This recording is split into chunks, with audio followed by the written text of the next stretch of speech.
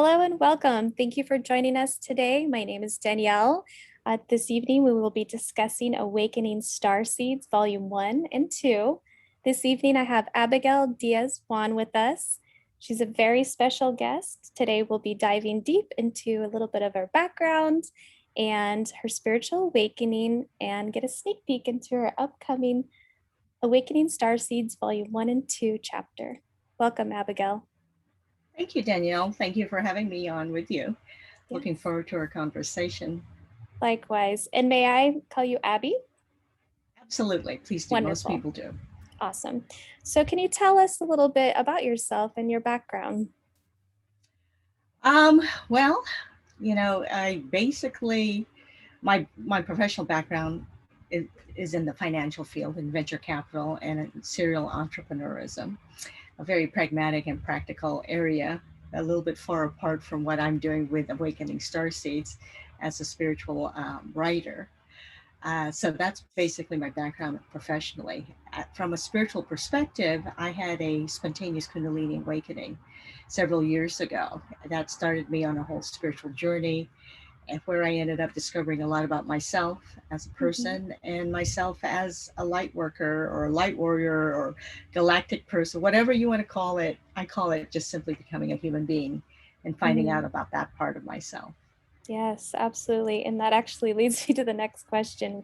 What does starseed word mean to you then? It's a good question, Danielle, because it's to be really honest, it sounds for people who are spiritual, there's what you call the light worker, or I'm into metaphysics, and then there's the awakening starseed or starseed on the other side on this broad spectrum. So there's a more of a galactic aspect to it, a more of a cosmic understanding that we all came to Earth, we all incarnated to Earth. But where the starseed part to me personally is that I see it as when I incarnated here in this particular lifetime, it was for a specific purpose. It was for a specific mission that had to be accomplished. It was an endeavor that I spent the better half of my life trying to figure out or being trained towards.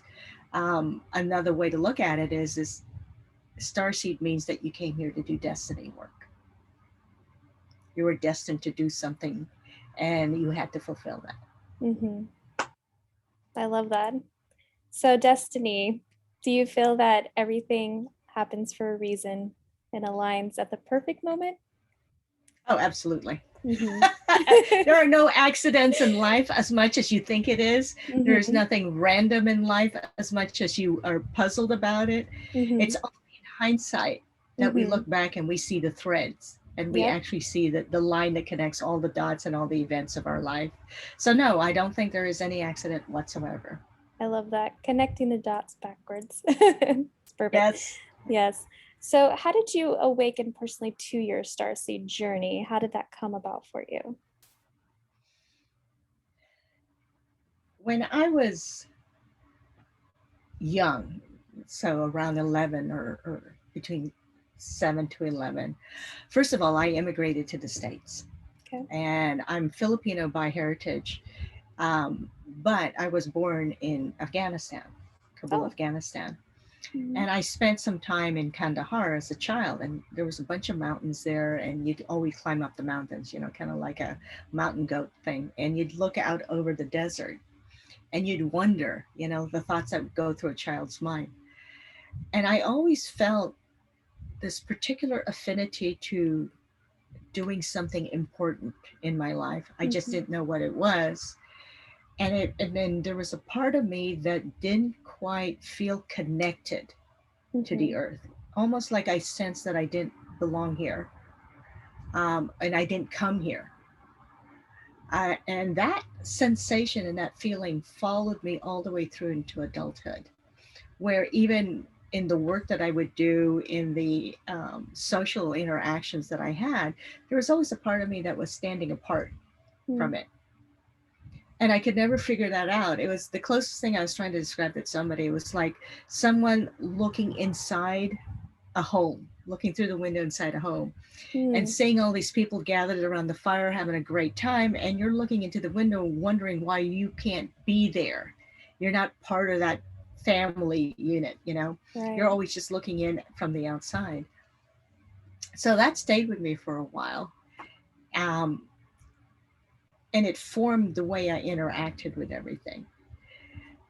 And then, so I always had this spiritual separation Mm-hmm. that I could never figure out how to integrate until I had my own awakening, which was through a spontaneous Kundalini awakening back in 2004.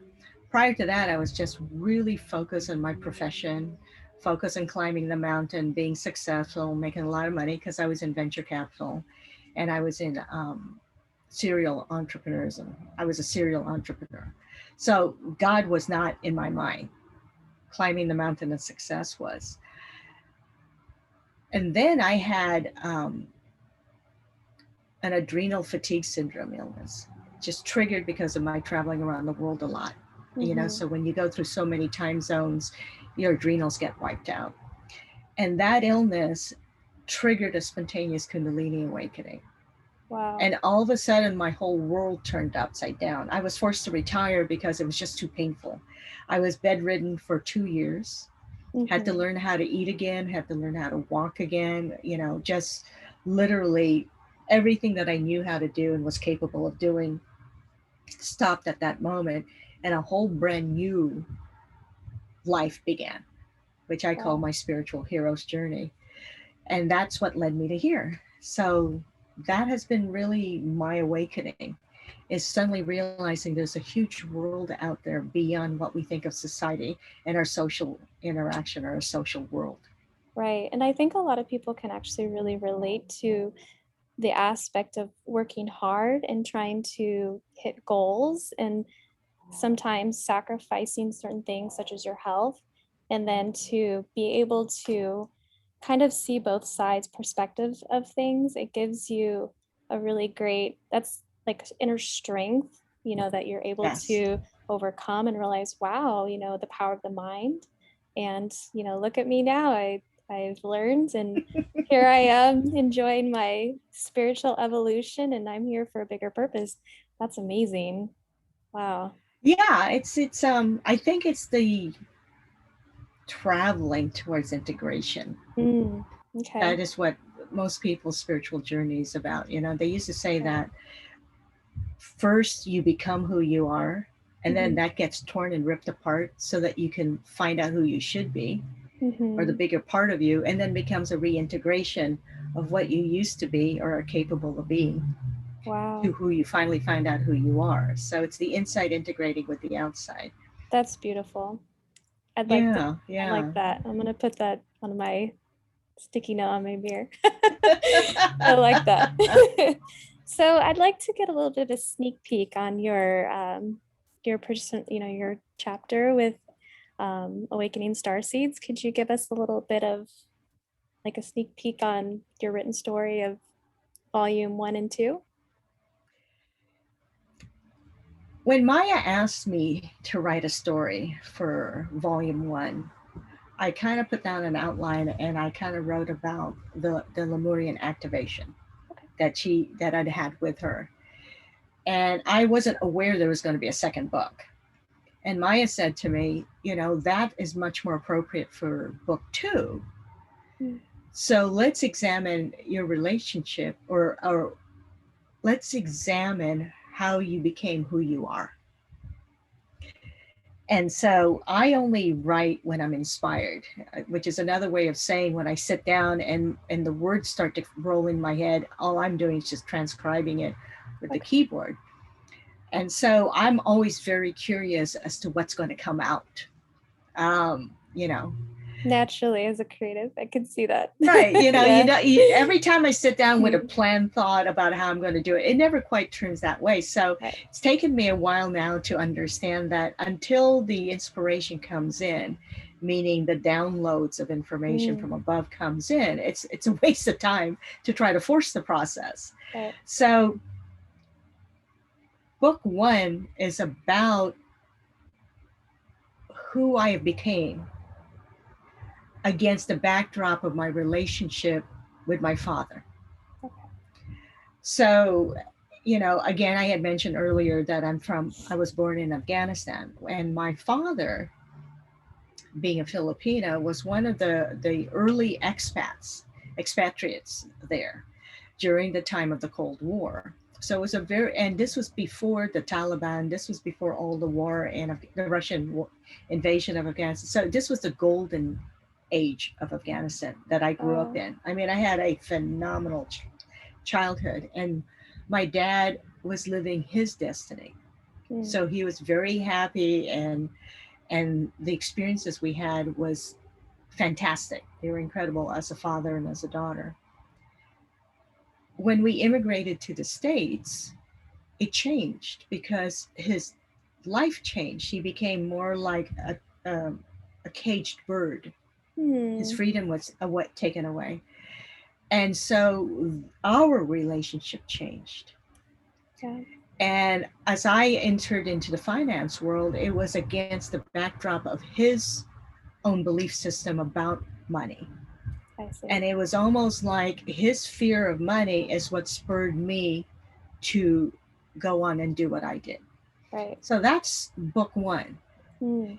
And in hindsight, you look back from having written the story in book two, and you realize that was a perfect setup for the story in book two, because it Love it. explained, it gave some background and some context to who I am, Mm-hmm. so that in book two, what we ended up writing about was about the destiny work of what that I've been trained to do now.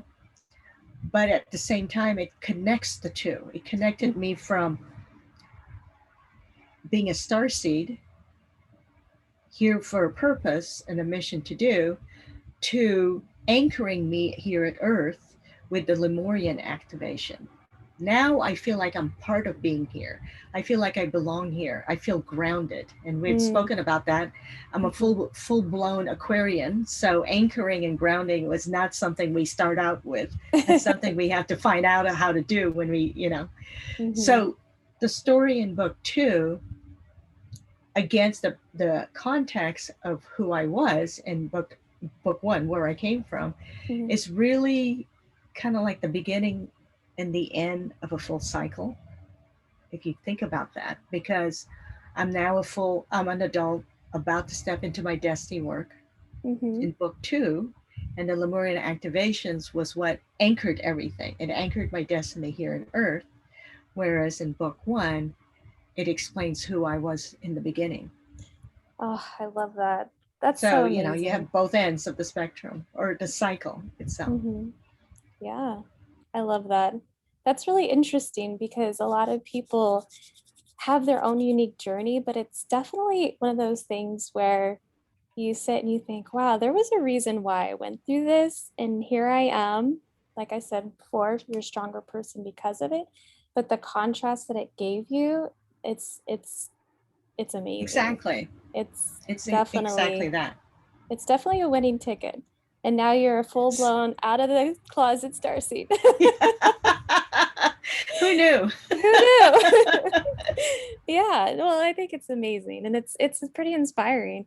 What inspired you to like co-author with Rada Publishing? Because to contribute to such a thing like this was, how did that come about for you? Like I said, it was very organic. Mm-hmm. Um, Maya just asked me out of the blue, um, and I the I had to think about it. But at the same time, because Maya had asked me, I thought, okay, I need to do this because I'm being asked to do this. So it began as a gracious thing to do, the right thing to do.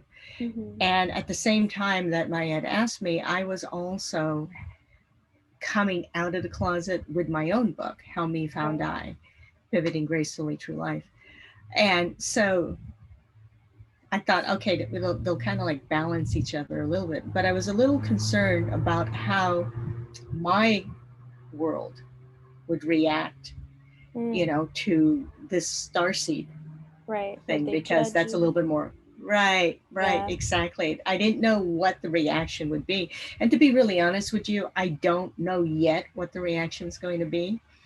Um, because I also placed the destiny work in there in book Okay. two, which is really a professional career shift.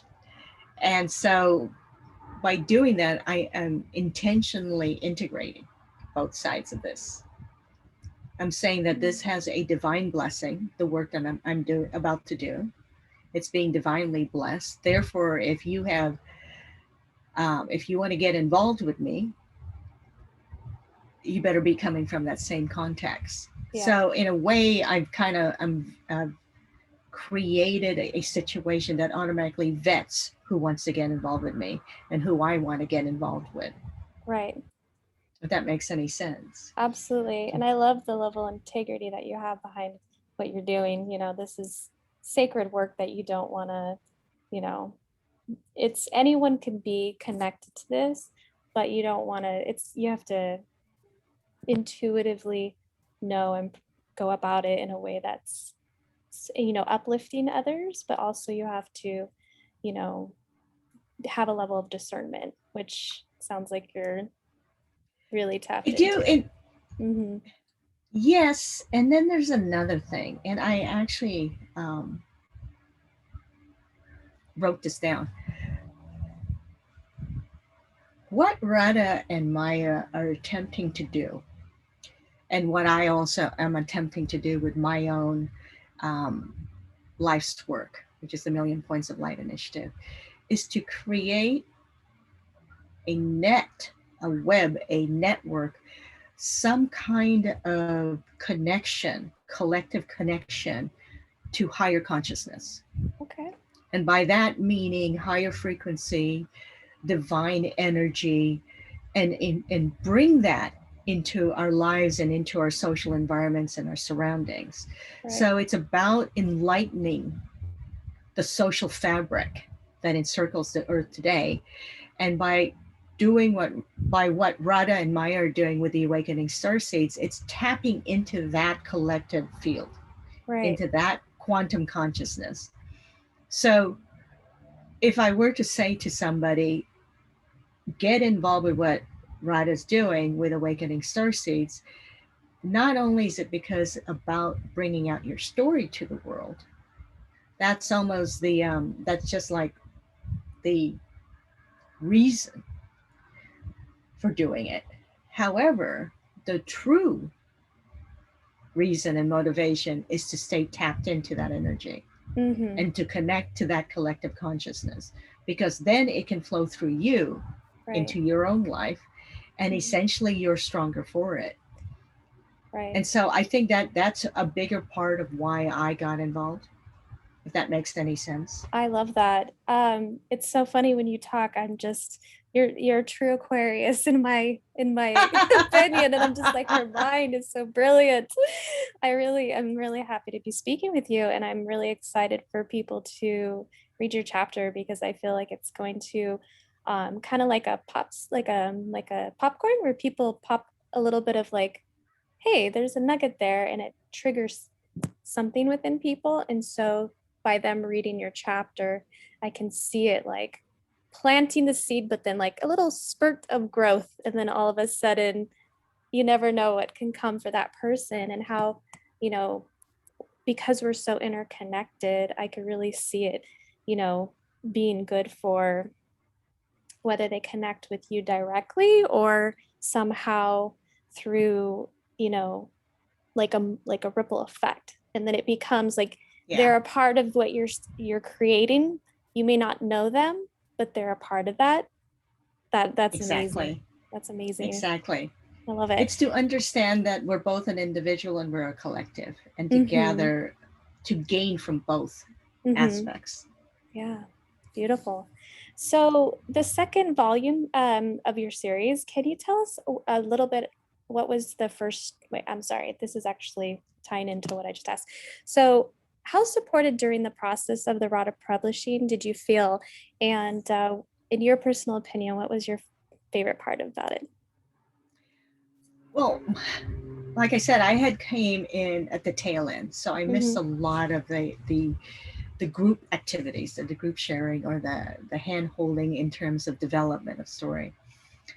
So the majority of my interaction, quite honestly, was with Maya Okay. as an editor. Hmm. And I really enjoyed that process. I mean, in my writing career, I've had to work with many different editors. And the real key thing about an editor that I look for is how connected they are to the work.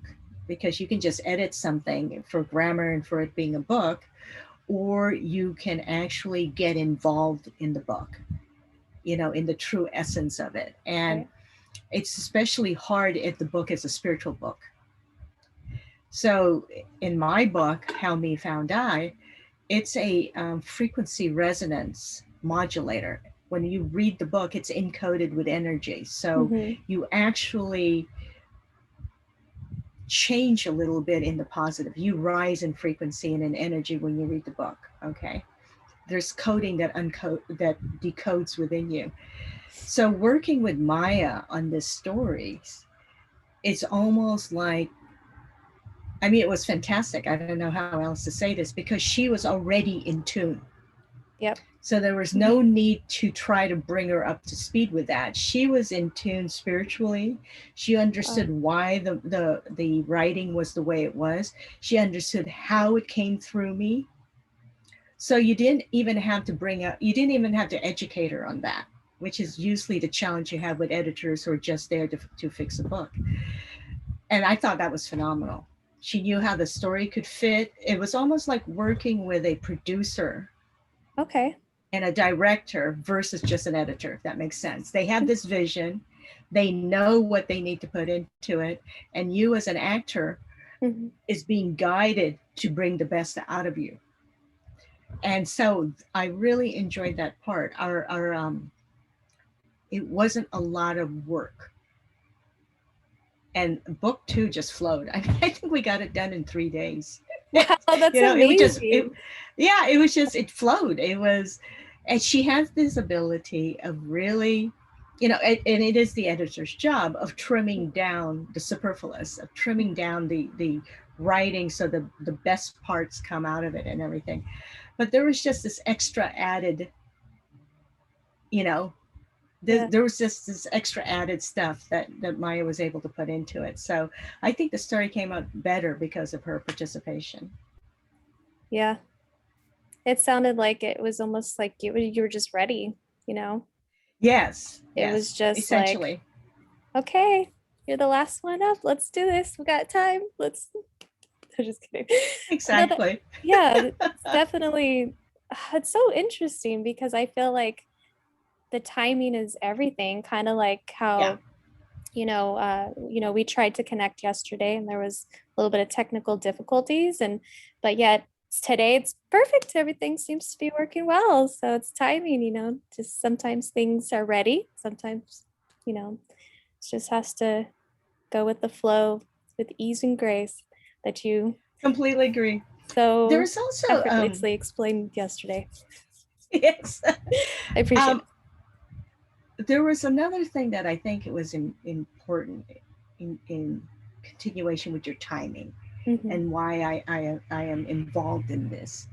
And that is because of what I do professionally, it grounds the book. It Mm. grounds the Oh, stories. okay. It's like um, if a corporate person like me in what I do and is capable of writing something like this, then it means others can come out of their own closet, Absolutely. if that makes any sense. It It, does. it kind of bridges the two. It bridges the way far out Hmm. galactic, cosmic, starseedy stuff with, hey, as a human being in my everyday mundane life doing what I do, there's a connection. Mm. Because some of the stories that are in the book are a lot more um, larger in terms of experiences spiritually. And so you have that balancing of all the different stories in the book. and mine tends to be a little bit more on the grounded aspect of things. At Okay. least the first story was. Yeah, I could see that.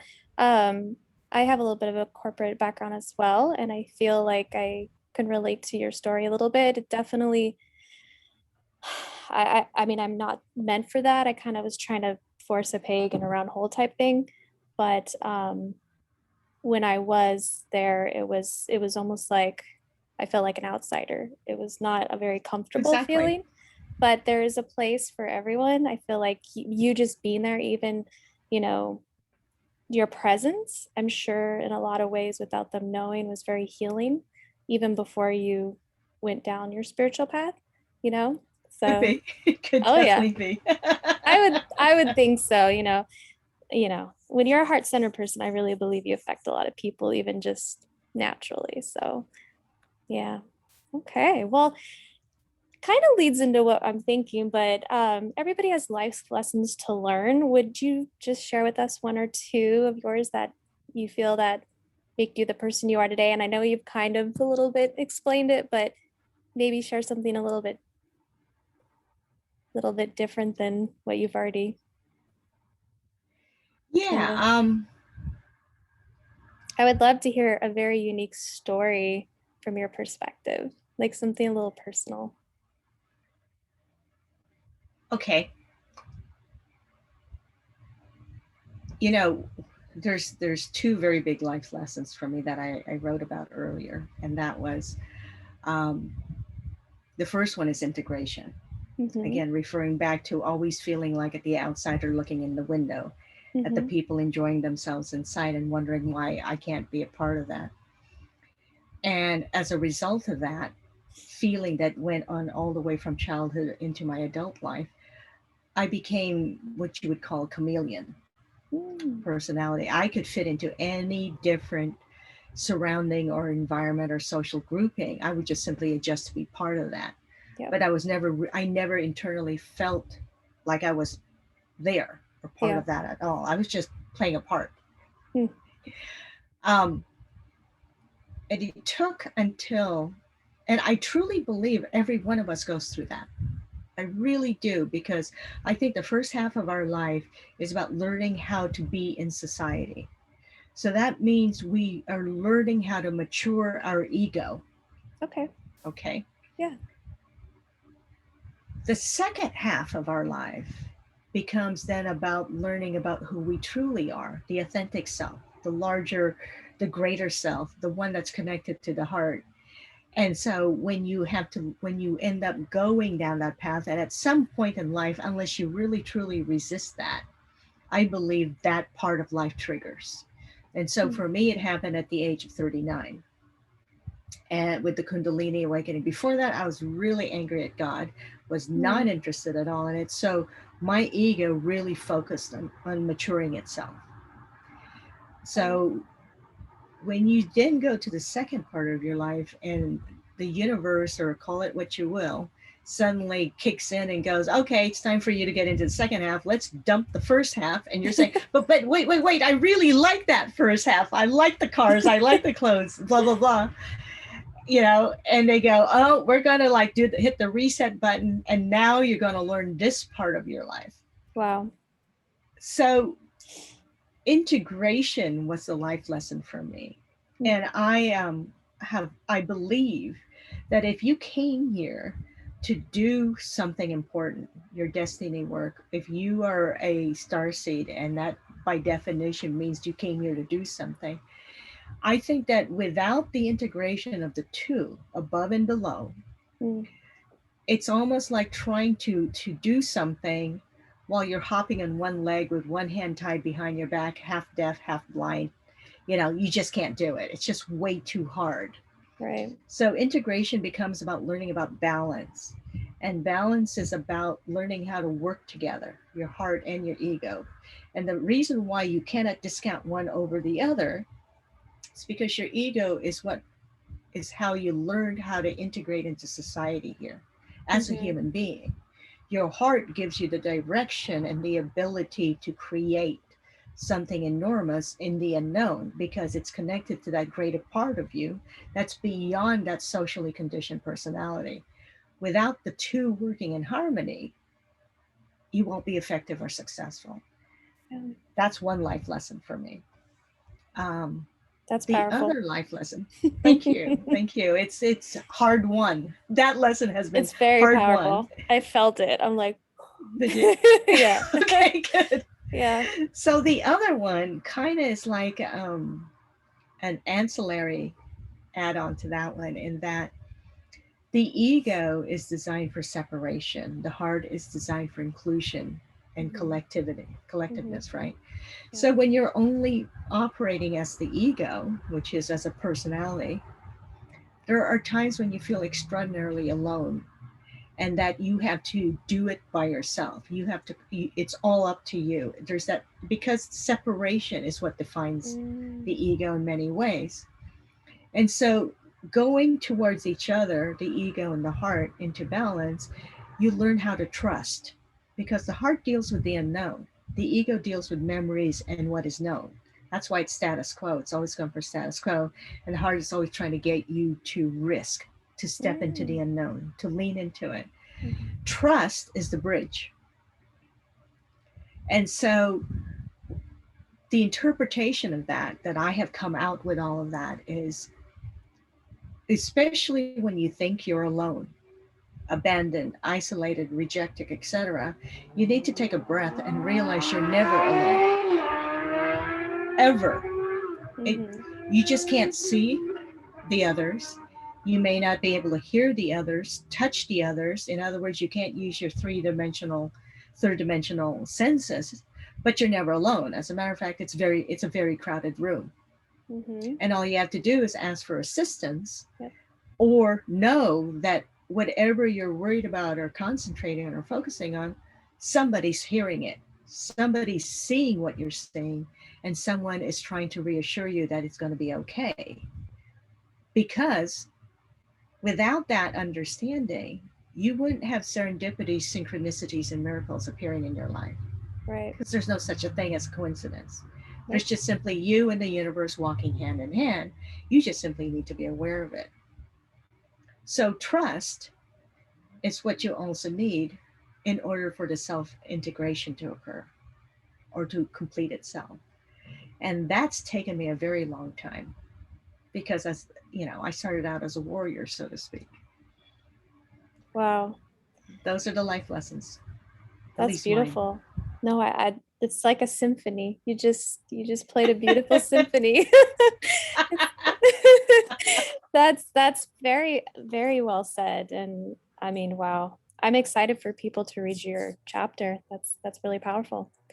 I'm So, honored. Thank you. yeah, no, absolutely. So if anyone were to work with Rada Publishing, what would you recommend as far as anyone who is interested? Like, how would you explain what you personally got out of the experience? Because I know that you had written a book prior. So with Rada Publishing specifically, how would you guide someone if they were to go on the next journey with Rada Publishing? Oh, I'd say go for it. You Jump. know, jump, Yeah. totally jump.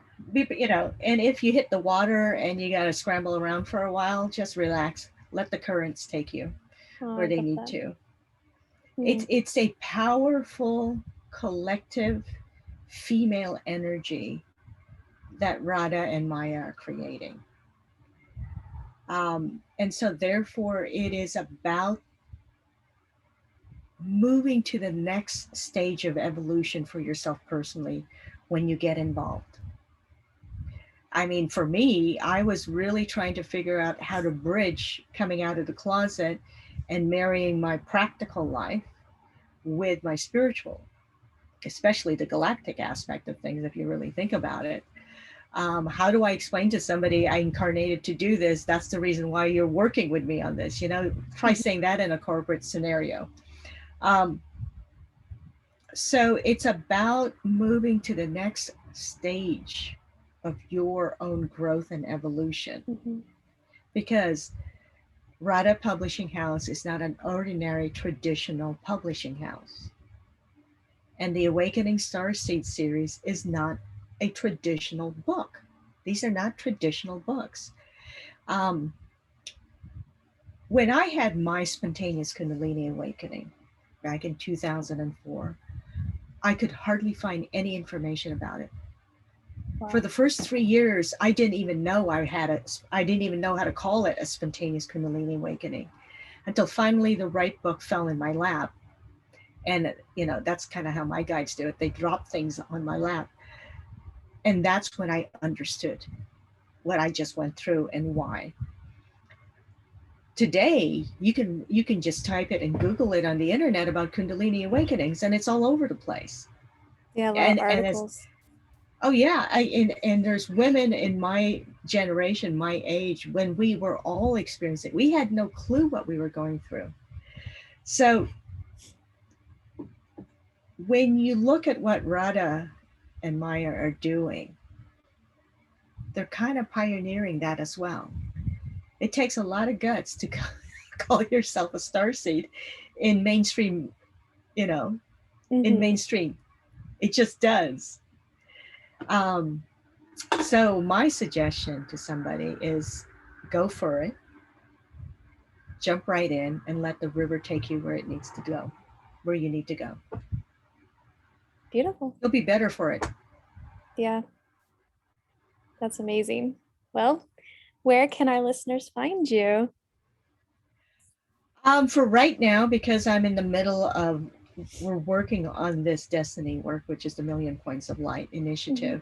I'm kind of in transition. Okay. So a lot of my activities are kind of on hold because we're in stealth mode, we're in preparation mode.